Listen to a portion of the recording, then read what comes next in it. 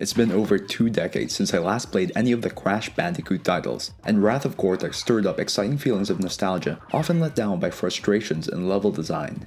Crash is a traditional platformer known for its signature style of stages progressing forward. This works fine, and it's fun jumping on marked boxes, avoiding nitro, and spinning at enemies to propel them wildly. There are, however, some issues with understanding the draw distance. Sometimes it's just too hard to gauge your distance from an enemy, causing you to spin only to miss by a step, then consequently take the fall. This can be annoying at times, but like in past Crash games, it's something you'll get the hang of. Fortunately, there are short sections in the game where you're running sideways, more like 2D platformers, and I've found these sections to be the most fun and fair. The camera mostly shows you what you need to see, so you're wary of immediate danger, and can better time your jumps.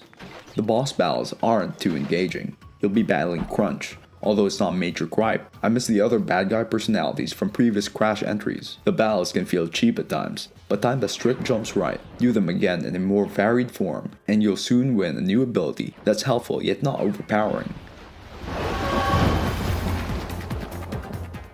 There are 5 stages in every area, but it seems each stage is random in that it's not bound by a theme. In the same area, you can have a stage set in the Antarctic, while the next one might have you flying over the tropics shooting down blimps. Its assortment of levels doesn't make sense, and likewise, playing them can either be fun or bothersome. From a lava-themed area, I was teleported to a sand-covered racetrack where driving hardly showed any sense of speed and turning felt pretty loose. The level also had dastardly placed pitfalls that served to kill what bit of excitement could be forced out.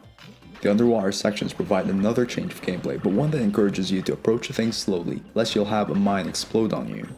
As much as these experimental levels break up the pace, the classic Crash level designs are still the best. Time trials are also quite fun. Since there are no checkpoints, it takes a bit of trial and error while memorizing the hazards, but it was often rewarding to get that sweet relic.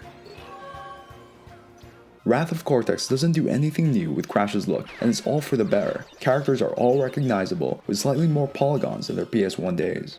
There's not a lot of dialogue in the game, but you still get solid delivery from Neo Cortex. I loved hearing the traditional Crash theme again, but not all the tracks in the stages are a hit.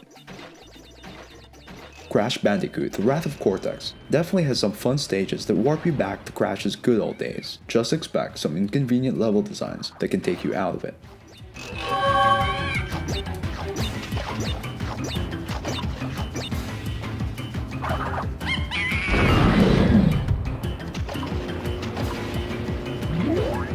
You are still collecting those worthless crystals.